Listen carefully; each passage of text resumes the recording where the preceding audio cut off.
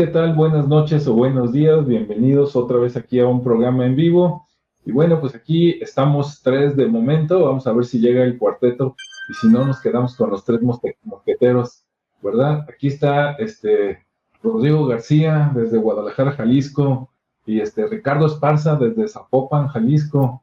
Y pues aquí Alejandro Chávez también. Entonces, vamos a ver si luego llega Julio. Y si no, pues bueno, vamos a empezar. Ahora sí que háblenle a todos, ¿verdad? Que se va a poner aquí bueno porque vamos a hablar ahora de pueblos o de culturas prehispánicas, pero ahora de lo que hoy conocemos como Texas, pero antes de que fuera Texas. Entonces vamos a ver por ahí que le aseguro que vamos a hablar de unos nombres que nunca he escuchado.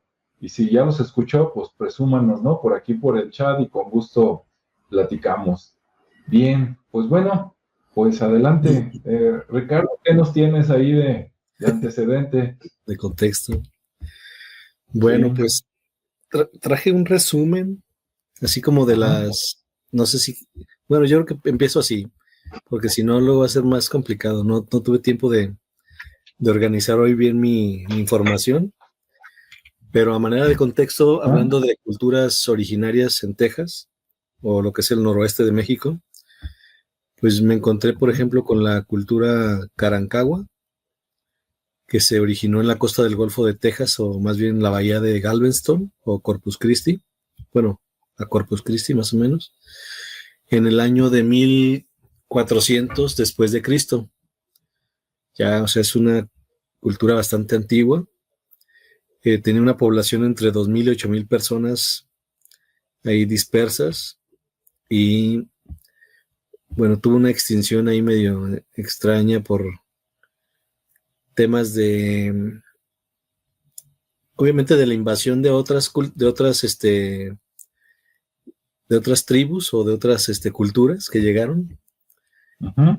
y parte de temas como climáticos también ahí estuvieron batallándole.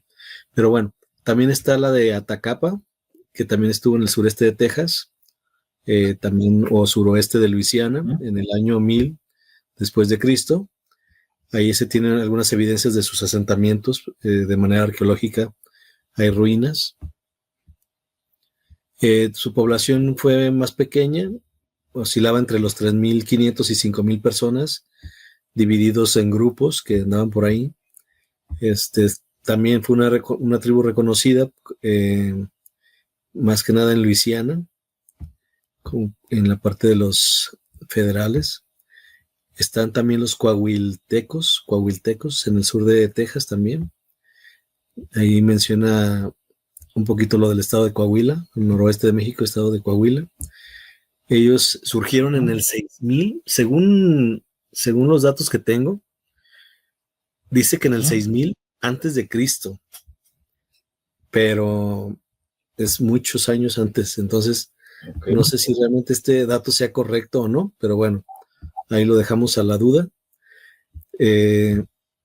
No se sabe cuánta gente había, está así como desconocido, se sabe que eran grupos pequeños, eran nómadas y se mermó por la enfermedad, más o menos en el siglo XVI. Y luego también tengo de la Huasteca, ¿no? La cultura huasteca, que estaba en la costa norte del Golfo de México, por los estados de Veracruz, San Luis Potosí, Tamaulipas e Hidalgo.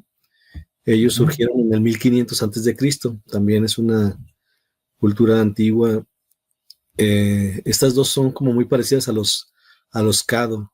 Ya ves que ellos también eran muy antiguos, Sí. pero entonces ellos tenían entre 200,000 y 500,000 personas en su grupo. Eran uno de los más extensos, porque había más lugares donde ellos estaban.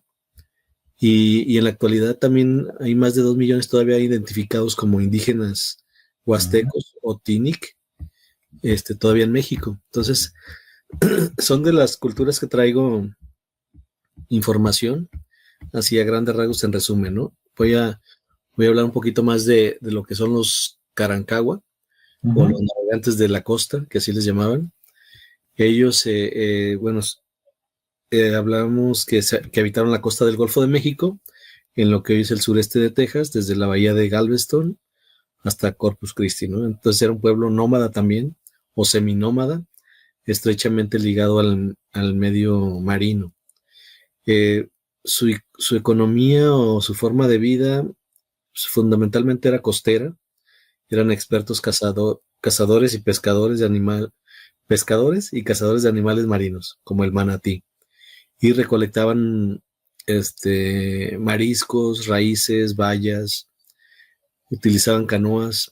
Estas canoas eran hechas de troncos ahuecados para navegar por las aguas costeras. Eran físicamente distintivos, descritos por los europeos como personas de gran estatura, que practicaban la decoración corporal con tatuajes y la pintura con aceite de nuez y pigmentos.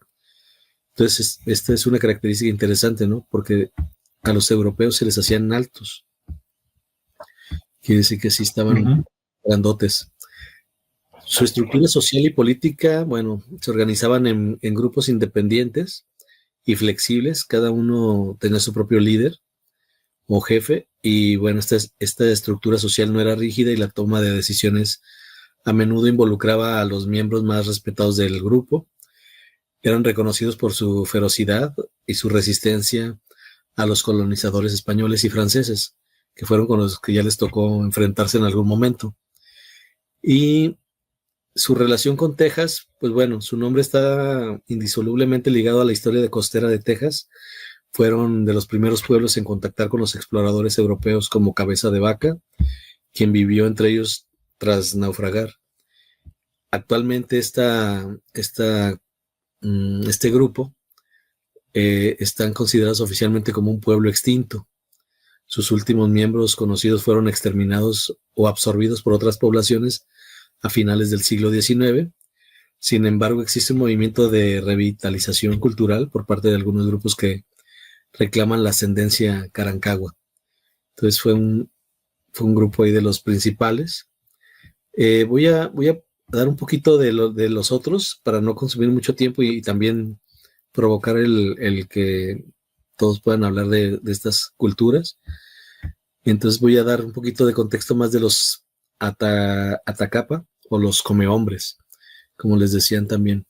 Entonces, bueno, eso está en el suroeste de lo que es Luisiana, en Texas, en el sureste, en zonas pantanosas y de praderas. Su nombre proviene de la palabra Choctaw o Choctaw, que es Atacapa, que significa comedor de hombres. Ese es un término despectivo dado por pueblos vecinos debido a los rumores de canibalismo. Entonces estos sí estaban en otro nivel. Eran cazadores, recolectores y se adaptaban muy rápidamente y muy magistralmente, dicen, a sus entornos. Entonces eran bastante resilientes. Cazaban bisontes, venados y animales pequeños. Pescaban en los ríos y pantanos, recolectaban plantas silvestres. La temporada determinaba su movilidad. Sí, dependiendo de la temporada, se dispersaban en pequeños grupos. En verano se reunían en grupos más grandes y en otoño e invierno para cazar bisontes. Entonces tenían toda un significado el hacer sus grupos y bueno, ya toda una logística, ¿no? Para ello. Y bueno, ahí lo voy a dejar. Ahí hay más información de ellos, pero me voy a tener ahí. Los coahuiltecos también, o los supervivientes del desierto, como también se les llamaba. Ellos, su forma de vida era también la caza, la recolección en el desierto, y eran pues obviamente nómadas y extremadamente resistentes, porque como andaban en el desierto, pues aguantaban mucho, ¿no? Su dieta era muy variada, incluía cualquier recurso disponible, o sea que no eran remilgosos. Lo que se fueran encontrando en el camino era lo que iban pescando, ¿no? Como pequeños reptiles, insectos, como las hormigas, las larvas, raíces de tunas, frutos de nopal, y lo más preciado era el mezquite, de lo que molían sus vainas para hacer una harina. Entonces era una digamos que una tribu o cultura bastante adaptativa también, ¿no? Y luego estaba la Huasteca, la cultura huasteca, que le llamaban la civilización del Golfo, obviamente por su cercanía en el Golfo de México y principalmente por los estados que ya mencioné, que eran los de Veracruz, San Luis Potosí, Tamaulipas, Hidalgo. Esto, importante aclarar que su núcleo no estaba en Texas, sino que influenciaba su cultura más bien, se extendía más al sur, el Río Grande, y era una sociedad totalmente agrícola, sedentaria y muy avanzada, ya que cultivaban maíz, frijol, calabaza, algodón, y eran unos excelentes escultores, ya que también tenían la famosa escultura del adolescente huasteca, que construyeron centros ceremoniales con montículos y destacaban en la producción de finas prendas de algodón también. Hablaban una lengua maya, lo que sugiere una antigua separación del tronco principal con los mayas. Y bueno, ahí lo dejo como parte de resumen de cada una de estas culturas, pero hay más información todavía, ¿no? Así que prosigamos, continuar. Muy bien, muchas gracias. Rodrigo, ¿qué nos cuentas? Ok. Lo primero que me llamó la atención de este grupo es tratar de identificar su grupo lingüístico. Uno de los elementos que de repente nos ayudan a identificar el origen de estas culturas, precisamente es el tipo de lengua, siendo el más predominante en la zona occidental de América, el que se conoce como grupo lingüístico uto-azteca o yute-azteca, cualquiera de los nombres es correcto, que habla pues de una ascendencia común del lenguaje, o sea, de múltiples elementos concordantes. Por ejemplo, el náhuatl, que de alguna manera, como se llama, pertenece a este grupo, nos habla de que son del mismo grupo lingüístico y por lo tanto el mismo grupo de origen de todos los habitantes de la zona occidental del continente de Norteamérica hasta Centroamérica. Y aunque hay algunos elementos adicionales, podría incluir hasta la zona de los incas, ¿no? O sea, hasta la zona de Sudamérica.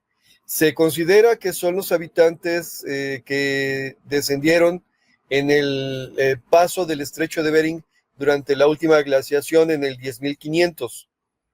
Sin embargo, ya lo habíamos mencionado, de repente tenemos algunos elementos discordantes con respecto a este grupo y a las fechas, como siempre, porque si no lo recuerdan mal ustedes, se acaba de identificar hace poquito, hace unos 2 años, a una persona de origen maya en Quintana Roo, en una de los cenotes, ahí sumergido en una caverna, cuya datación habla de 11.000 años, o sea, 11.000 años y ya estando a la mitad del continente, o sea, ya casi prácticamente Centroamérica, entonces quiere decir que las fechas andan mal.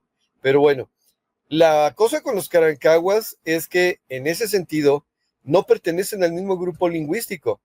Se considera que el grupo utoazteca descendió por el lado occidental siguiendo el modelo de la costa, porque cuando no podían conseguir comida en la zona desértica o boscosa, pues obviamente podían conseguir comida a través de la cercanía con el mar, tanto de ostras como de peces, como de cualquier otro tipo de elementos por ahí disponibles para ellos. Pero el movimiento de estos grupos humanos a través de las rocallosas y de las grandes planicies de Norteamérica fue un movimiento lento y complicado, porque si bien en la zona occidental el clima, que tiende a ser extremo en el norte, pero es fértil, después de las rocallosas tiende a ser valles muy prolongados con sequías muy profundas y por lo tanto pues, la comida escaseaba. Lo que obligaba a que los grupos humanos de repente se fragmentaran, se atomizaran, se hicieran más pequeños para poder sobrevivir. Por eso de repente la aparición de varios grupos indígenas dispuestos en territorios contiguos que reclamaban continuamente y que generaban ocasionalmente conflictos de territorio de tierras, ¿no? Perdón, el pleonasmo. Pero aún así, se pueden identificar idiomas utoaztecas en las planicies centrales de Estados Unidos. Pero cuando ya llegamos a la zona del este del oriente de los Estados Unidos, hay varios grupos, no solamente los Karankawas, hay varios grupos que tienen lenguajes que no están ligados o relacionados. Y aquí tenemos que pensar en dos cosas: o vienen de un lugar diferente, o de plano la separación implica, del lenguaje, implica una gran distancia en tiempo entre un grupo y otro, de tal manera que el lenguaje evolucionó de una manera completamente diferente, ¿no? Ahora, hay otros elementos que también de repente llaman la atención, o me llamaron la atención a mí, es lo que mencionaba Ricardo acerca de la cuestión de los tatuajes, que es un elemento que se puede observar en culturas sudamericanas, específicamente en el Brasil y en el área del Amazonas. El tatuarse el cuerpo completo es una característica distintiva. Entonces ya tenemos dos elementos: uno, el lenguaje completamente diferente, y dos, el resto de las poblaciones por ahí cercanas y los nahuas, si bien sí practicaban ciertos tipos de tatuajes, no lo hacían en toda su corporalidad, o sea, eran solamente distintivos para ciertos elementos en ciertas partes del cuerpo y nada más. Y estos no, estos estaban tatuados casi completamente, por lo menos por las descripciones que hacen de ellos los europeos. Y el tercer elemento que llama la atención es que, al mismo estilo que las etnias sudamericanas, del Amazonas específicamente, y que los mayas, se han identificado que practicaban la deformación craneana. En otras palabras, han encontrado cráneos alargados, modificados artificialmente, como lo hacen en las culturas tanto maya como las del Amazonas, con una finalidad ritual, se dice, porque no se está completamente seguro, aunque aquí alguna vez platicamos de qué podrían significar esas deformaciones craneanas, hace mucho tiempo, por cierto, que también estaba Rafael aquí presente.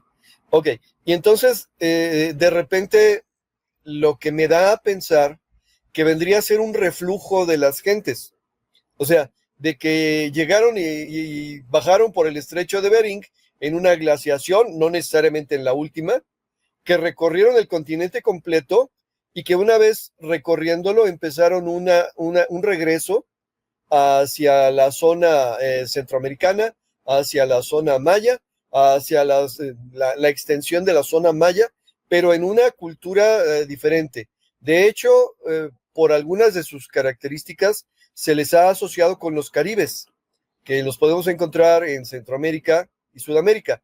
El único problema de esto es que el lenguaje tampoco concuerda. Entonces es una situación, pues digámoslo, anómala, insisto, o está muy separado en el espacio o provienen de un grupo diferente. Quiero dejarla por aquí porque, bueno, esas fueron algunas cosas que me llamaron la atención, que me parecen por completo extrañas y anómalas. Sí, totalmente de acuerdo contigo. Fíjate que yo también, cuando leí primero de los Karankawa, y parece que la historia de los Atacapa también es similar, y me llamó mucho la atención porque sí dicen que su idioma pues no es del náhuatl, ¿no? Que nada que ver, que lo ven como una rama lingüística aislada. Y también por ahí leí, que tú ya lo comentaste, que parece ser que podría estar relacionada con gente del Caribe. Pero luego, como tú dijiste, luego resulta que la gente del Caribe, pues algunos de ahí llegaron de lo que hoy conocemos como Brasil, Colombia, ¿no? Venezuela. Y entonces de repente, a mí se me afigura que estos son más antiguos, o sea, como se me figura que todos los pueblos que hablan alguna variación del náhuatl son los últimos que llegaron al continente antes de que llegaran los vikingos y después los europeos, ¿no? Entonces, si los que hablan náhuatl fueron los últimos, digamos, entonces estos pueblos llegaron antes, por lo menos unos cientos o a lo mejor algunos miles de años antes, y pues por ese lado está muy interesante, ¿no? Que dices, caray, ¿y estos de dónde llegaron? La semana pasada, ahorita ya no encontré esa parte, pero la semana pasada yo había encontrado por ahí con la inteligencia artificial que los antecedentes de los Karankawa eran como de 3000 antes de Cristo. Y dices, ah, caray, si eso es cierto, no, pues entonces sí explicaría, ¿no? Que sí son muy, muy antiguos sus orígenes, porque ya los otros que hablan algo de náhuatl, pues no son tan atrás, ¿no? Pero bueno, entonces ese lado también se me hizo interesante. Y sí, también como dijo Ricardo, por ahí dicen que practicaban el canibalismo ritual, ¿no? Eso quiere decir que peleaban con alguien y cuando peleaban y ellos ganaban, pues se comían al enemigo, ¿verdad? Que lo hacían pozole, para que nos entendamos en todo México, pues para, digamos que adquirir sus características, ¿no? O por lo menos eso dicen. Ve tú a saber, si de veras era por eso, o era para todavía humillarlos después de la muerte. Yo nomás digo, ¿verdad? Uno no sabe. Se oye muy bonito eso de que para adquirir el valor de mi enemigo, pero pues es que si ya le ganaste, ¿qué le vas a adquirir si tú le ganaste a él? O sea, tú fuiste mejor, ¿no? Que él en cuanto a la batalla. Entonces, pues, ¿qué le vas a hacer, no? En cambio, pensando mal, eso de que, imagínate ahorita un pleito así de barrio, ¿no? De los peores niveles, te voy a comer, cabrón, ya, pues haz de cuenta, ¿no? Casi, casi me lo voy a comer, pues se lo comió. Entonces, pues sí está muy, muy, muy extraño. Y también el hecho de que estos Carancagua y también los Atacapa habitaran, pues lo que es la parte baja de lo que hoy conocemos como Texas, ¿no? O la parte del Golfo de México que le toca a Estados Unidos, que antes, pues primero fue español y antes fue primero de los Carancaguas y todo eso. El hecho de que estuvieran, digamos, ahí en el borde, como que, como que te da a entender de que, pues es que yo vine por allá, ¿no? Yo vine del mar, del Atlántico, de algún lado, y pues ahí está el Caribe, y sí, pues más abajo pues está América del Sur, ¿no? Entonces sí se me hace muy interesante que alguien, o sea, algún pueblo llegó, ve tú a saber, ya a estas alturas ya no puede uno decir que llegaron por arriba, pero puede ser por arriba, puede ser por abajo, pero llegaron antiguamente a lo mejor a algo por ahí cerca del Caribe y luego resulta que subieron a, a esta parte de Texas y ahí se quedaron, ¿no? Ahora, otra cosa que me llama la atención, nomás para terminar con los Carancagua, por lo menos de mi parte, es de que pues ellos habitaron ahí y tenían una historia también así como de odio y de amor, obviamente con sus vecinos, ¿no? El pueblo Atacapa también dicen que también también es de un idioma que no saben de dónde salió, pero también dicen que practicaban el canibalismo, entonces me hace así como que, ah, caray, pues entonces esos dos pueblos, eran como muy parecidos, ¿no? Y más o menos compartían el territorio, entonces, ¿qué los diferenciaba? No sé. Pero entre ellos parece ser que también en ratos guerreaban y a lo mejor en ratos, pues comerciaban, ¿no? O hasta se emparentaban. Vaya usted a saber, pero pues sí está interesante. Ahora, yéndonos más así rápidamente hacia el futuro, que luego ya hablaremos en un capítulo más adelante sobre la fundación de Texas, ¿no? Pero ahorita nada más hablando de esos pueblos que ocuparon esos territorios.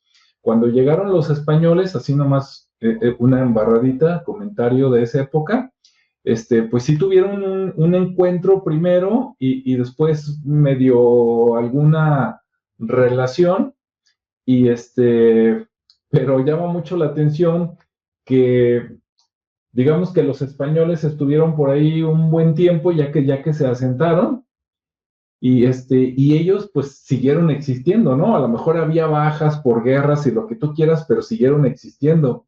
Ah, pero nomás llegaron los ingleses y valieron queso, ¿no? Son los que redujeron la población.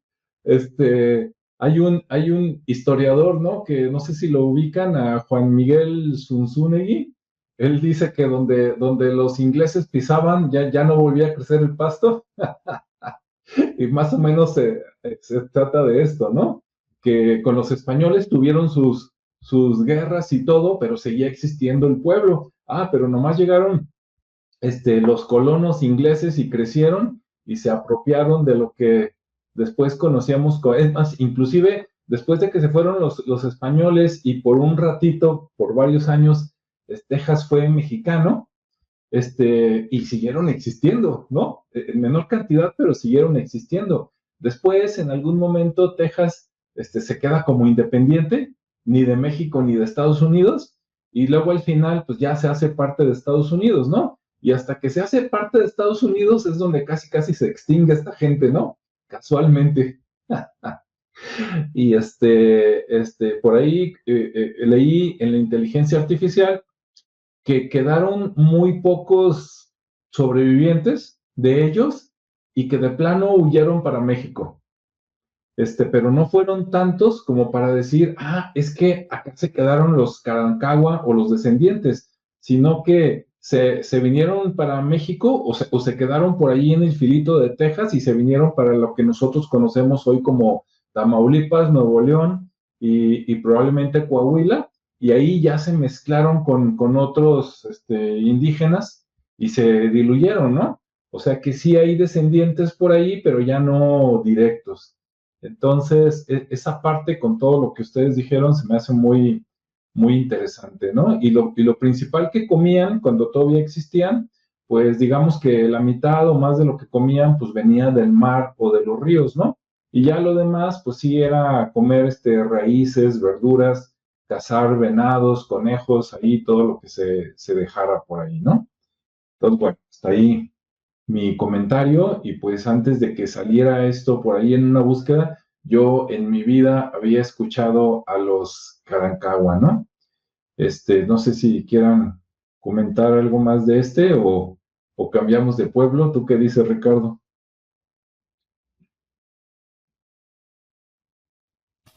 Pues hay que darle al siguiente. Antes del siguiente, bueno, al igual que en la conquista española en México, el principal ganador fueron las enfermedades. Específicamente la viruela fue quien realmente acabó con no solamente los mexicas, acabó con una gran cantidad de población en toda América. Entonces a estos señores de los Carancaguas también les tocó su buena dosis de virus nuevos contra los que no estaban, ¿cómo se dice?, adaptados, y obviamente se diezmaron. En este proceso que tú mencionabas, ya para la desaparición de la cultura como tal, hablando del año de 1861, bueno, cuando fue la independencia de Texas, o cuando estaban en pleito con México, con la independencia de Texas, ellos lucharon a favor de México. El pueblo participó con hombres en la lucha a favor de México y fueron bien poquitos, o sea, le dijeron, los vamos a apoyar, nos convence más estar con ustedes, y mandaron no sé cómo se diga, un batallón, pero eran 21 hombres, o sea, no eran muchos, ya no había casi prácticamente nadie, y muchos de ellos fueron muertos ahí, otros posteriormente se enfrentaron cuando ya Texas se volvió norteamericano al señor Austin, que era el que de alguna manera colonizó por el lado inglés o anglo la zona de Texas, y él también se encargó de ir acabando con ellos. Fueron asimilados efectivamente por grupos aledaños, incluyendo los que se vinieron a México y que se adaptaron a diferentes culturas, o literalmente se adaptaron a la colonización española, y en el lado de Estados Unidos se recorrieron hacia el lado central, al altiplano central, que es un poquito más árido y que se batalla un poquito más, y se unieron con los apaches. El capitán o general, o no sé qué nombre tendría, el grado más alto de los Carancaguas en esta lucha contra los anglos en la independencia, tenía por nombre, o se le conocía como José María, lo que quiere decir que sí, efectivamente, con los españoles se asimilaron, con los ingleses se acabaron. Pues sí.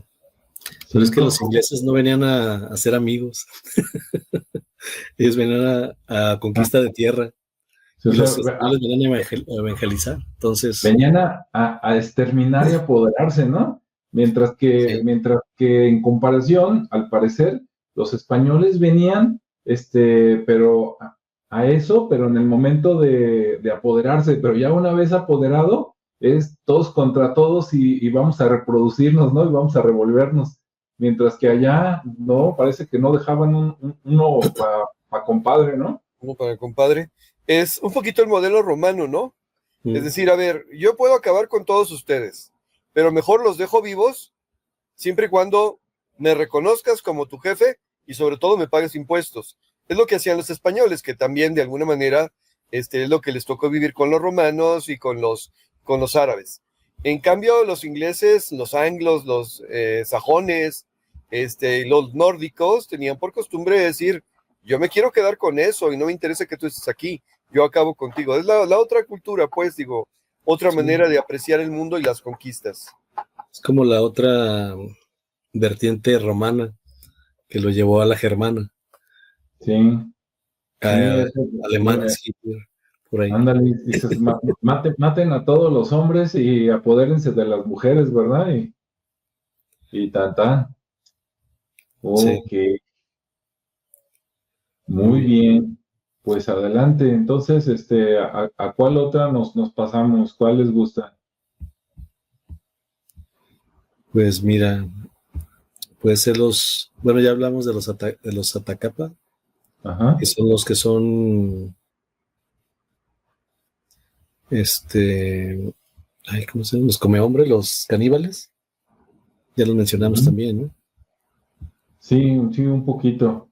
Yo nada más quería mencionar, en las culturas piel roja, si les permiten el nombre, del grupo utoazteca, o sea, de los que se crecieron hacia el lado occidental, sin contar a los que ya llegaron acá a Mesoamérica, que también practicaban el canibalismo ritual.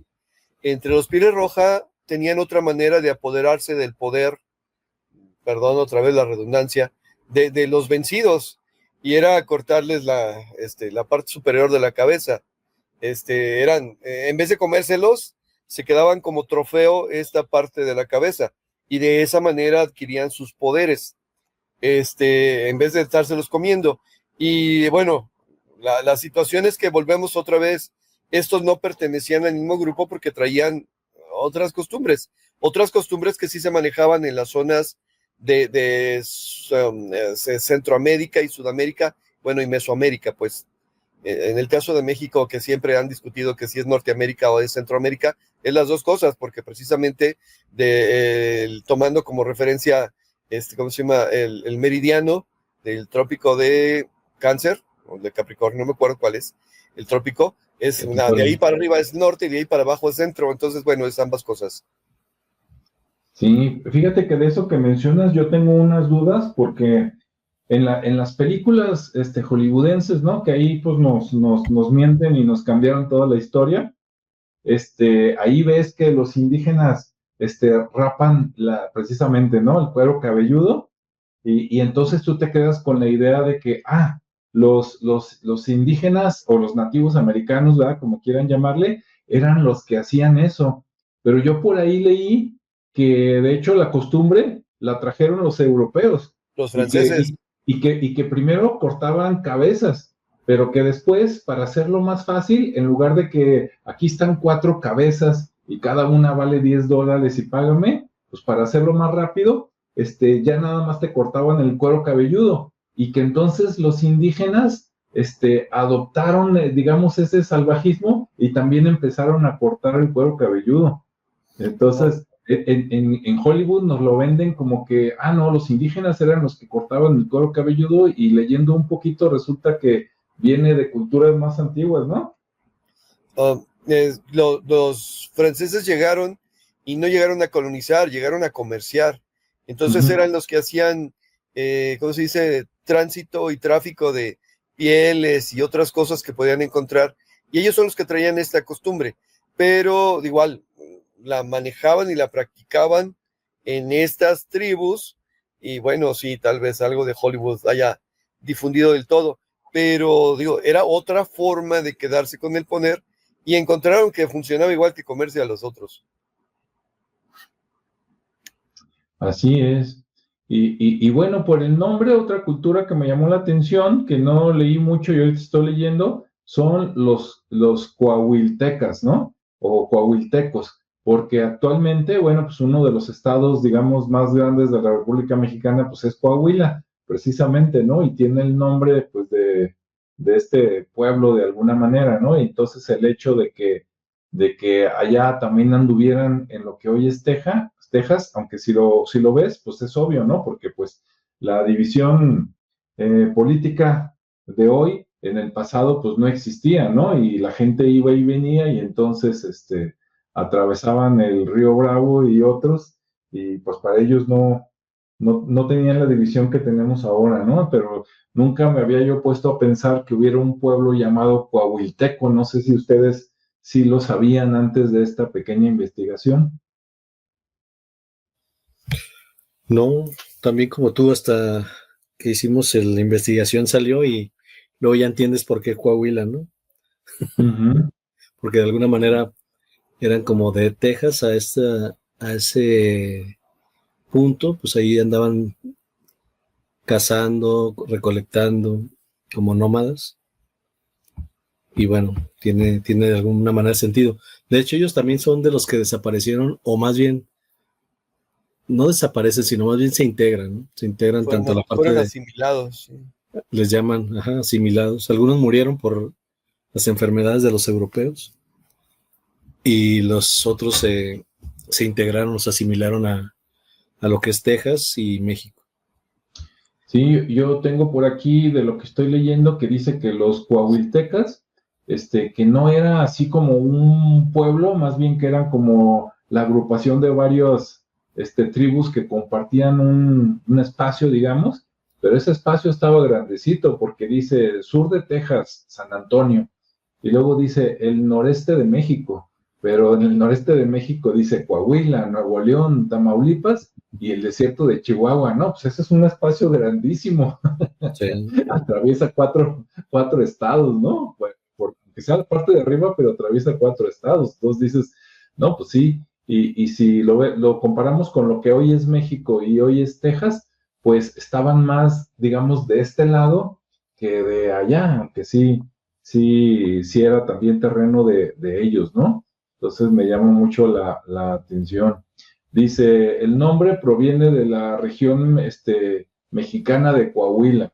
Y de repente dices, entonces el lugar le dio el nombre al pueblo o el pueblo le dio el nombre al lugar, ¿no? Ustedes por ahí investigaron algo. No, fíjate que en ese sentido yo no encontré que fuera por esa razón. O sea, en ningún sentido encontré, pues, de que fuera por la cultura esta de los coahuiltecos, Uh-huh. pero supongo que sí por el tema de la antigüedad que tienen, ¿no? Porque de alguna manera eso podría ser lo predominante, que ya existían ellos antes que existiera el nombre del estado o del lugar. Sí, estoy buscando a ver si viene por aquí la antigüedad de eso de los coahuiltecas. No sé si ustedes tienen por ahí algún... Yo tengo una que es la que les decía, que es la más antigua de 6,000 años antes de caray. Cristo. O sea, antes de Cristo. Ok. Entonces, esa se me hace, no sé si está el dato incorrecto, pero igual si encuentras una, nos dices. A ver, vamos a poner ahí. Porque se me hizo muy, muy antigua.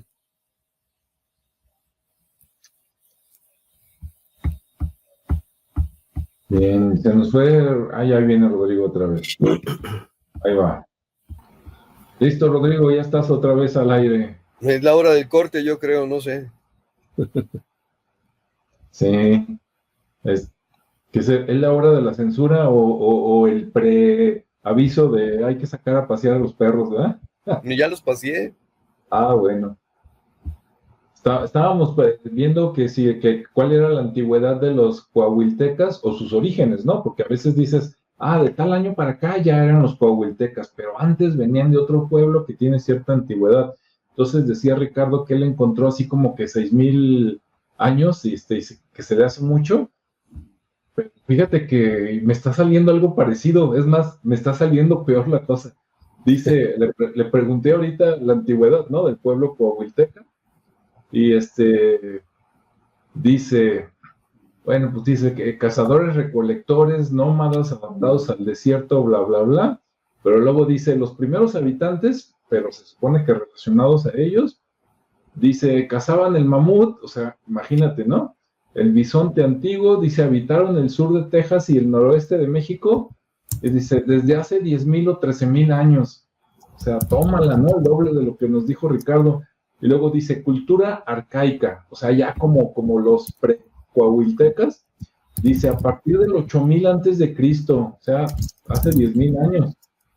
Dice, les tocó la extinción de la megafauna y poco a poco pues tuvieron que cambiar su estilo de vida, ¿no? Para adaptarse a los nuevos animales y después ya al contacto con los españoles. Entonces sí, por acá dice, en resumen dice, el pueblo coahuilteca se estableció en la región hace aproximadamente 10,000 años. Entonces, pues sí, es hace un montón de años.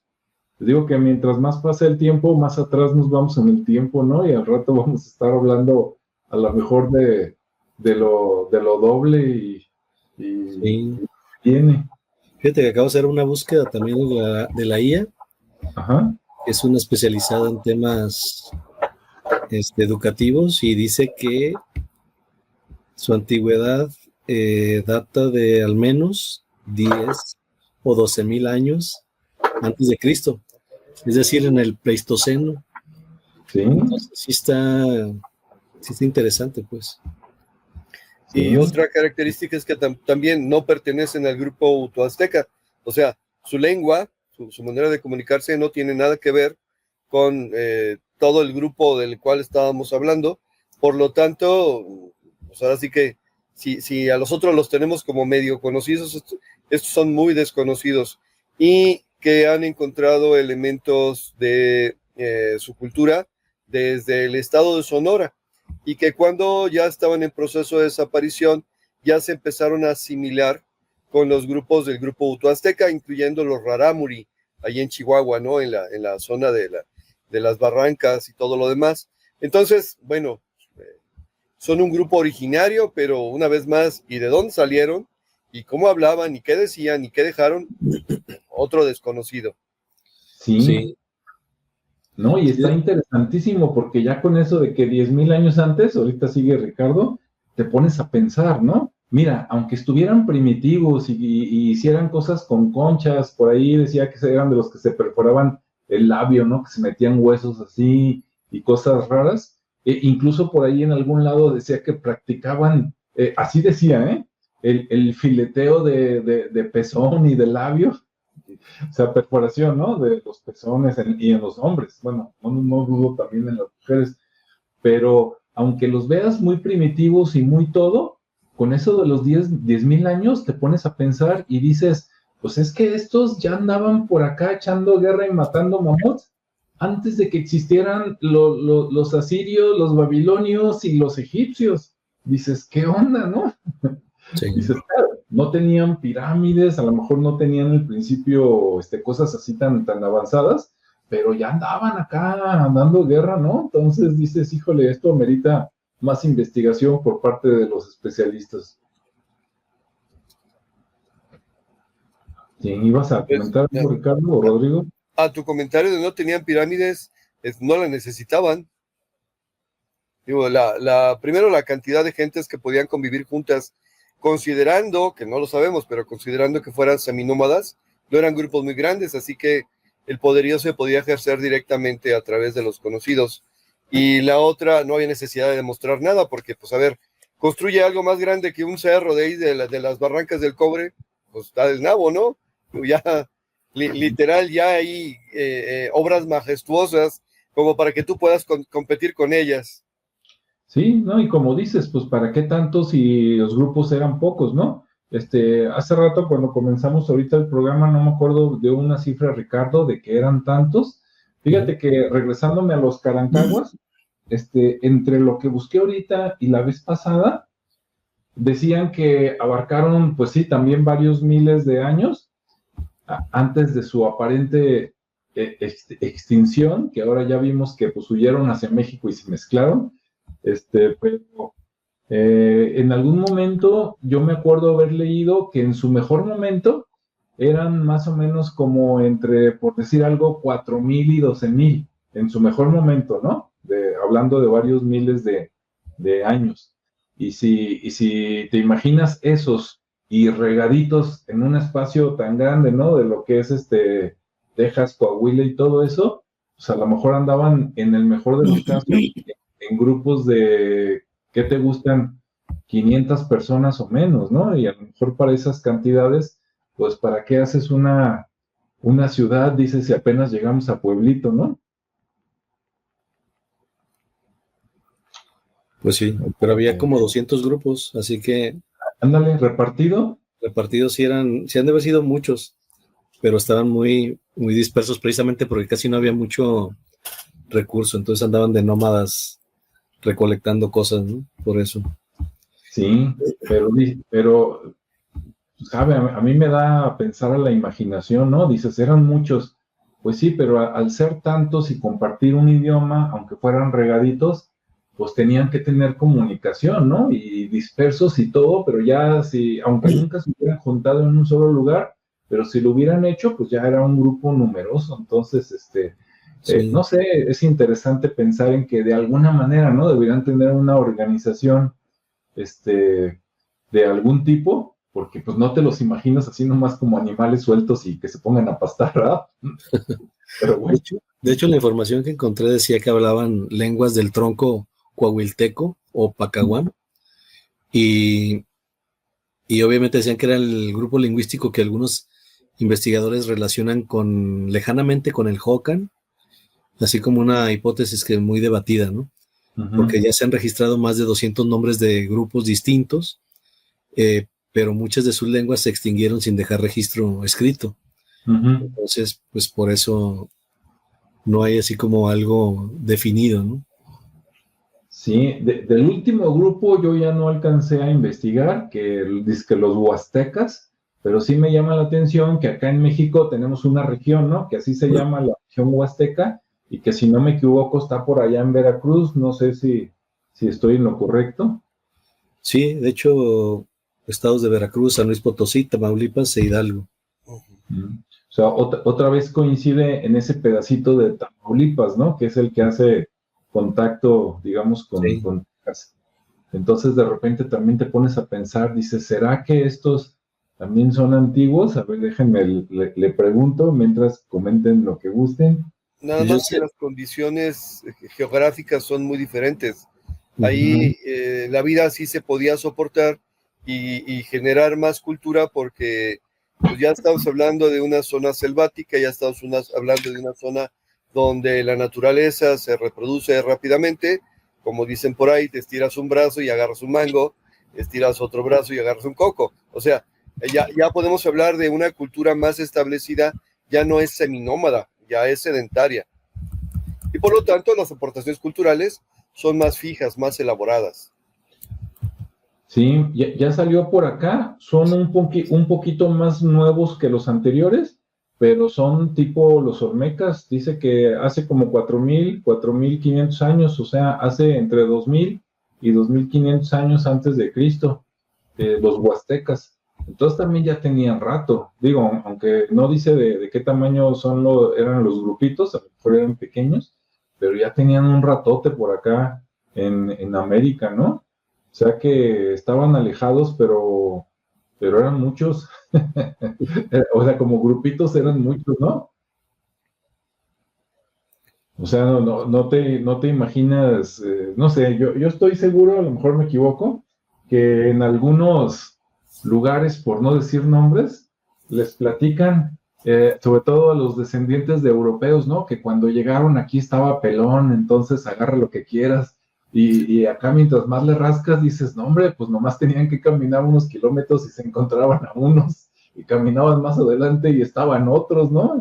Sí. Y en diferentes momentos históricos, pero sí Pero, estaba, pero eran parte de la fauna, o sea, sí, acuérdate que en las Cortes de Cádiz, en España, ya que Colón había, ¿cómo se llama?, viajado por acá y ya empezaban a llegar los primeros conquistadores, tuvieron que discutir acerca de si los indígenas eran humanos o no.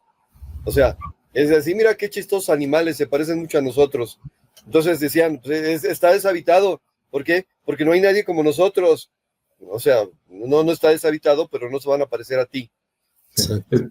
Es como en África y el chiste de los aminobuanas, ¿verdad? Más o menos, más o menos. Pero fíjense que aquí lo que estaba viendo también es que dice que la separación lingüística con el tema de los huasteca, de la lengua huasteca o tinic, pertenece a la familia maya o mayense, que le llaman aquí, pero se separa del tronco maya, del tronco común, desde hace más de 4,000 años. O sea, si estamos hablando de que son aproximadamente 2,200 años antes de Cristo, considerando ese tiempo, pues bueno, se considera que son los primos lejanos de los mayas y llegaron al Golfo mucho antes que los totonacos o nahuas. Entonces, quiere decir que son más antiguos todavía. Y regreso entonces a la hipótesis del reflujo, ¿no? En el sentido, pues, de que los mayas tienen su origen por ahí por Centroamérica y luego van subiendo conforme van avanzando el tiempo y organizándose en sociedades cada vez más grandes, más poderosas, y de repente empiezan a subir y otra vez llegamos al punto donde estamos hablando de un flujo de corriente que va de Centroamérica hacia Norteamérica. Ya. Así es. Sí, tiene sentido. Sí. Bueno, pues muy interesante todo esto. Vamos a ver si tenemos comentarios. No, ahorita no.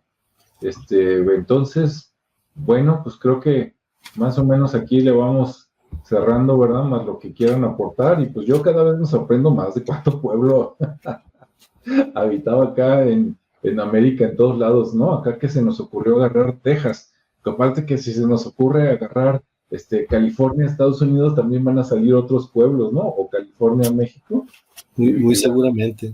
Y van a salir más y más pueblos por ahí que ya estaban habitando aquí la zona, ¿no? De manera milenaria.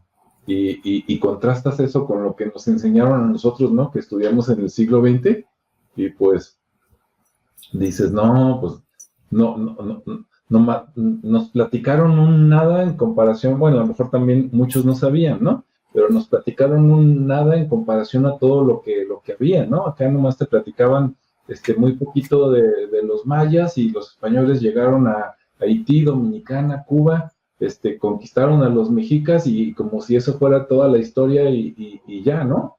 Y resulta que dices, no, pues había un montón de cosas. Además, había pueblos que capaz de que los mexicas nunca encontraron, ¿no? Que también esa es otra confusión. Ya ven que hasta, por ejemplo, cuando se habla de mundiales de fútbol, ¿no? Ahora que va a haber un mundial para el siguiente año, de repente va la selección mexicana y dicen, equipo azteca, ¿no? Es más publicidad que nada, ¿no? Por el Estadio Azteca y por Televisa, porque los aztecas eran los que vivían en Aztlán. Los que llegaron a Texcoco, esos ya eran los mexicas, ¿no? Digo, descendientes, pero esos ya eran los mexicas.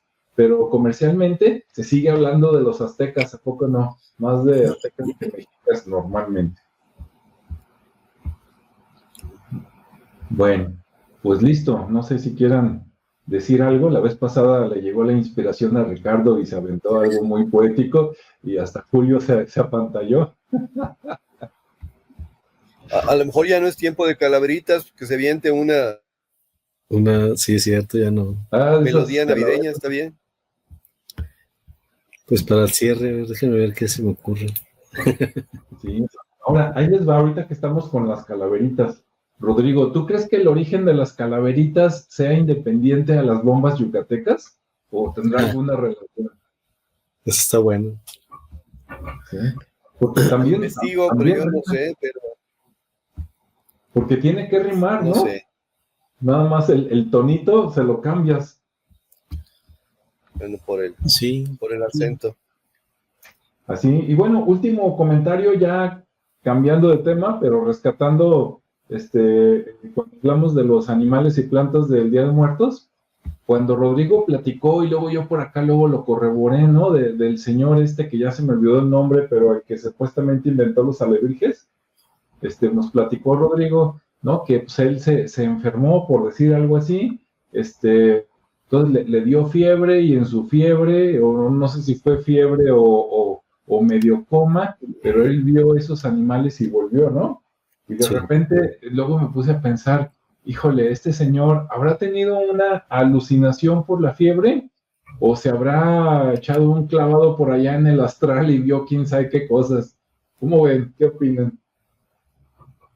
O ambas.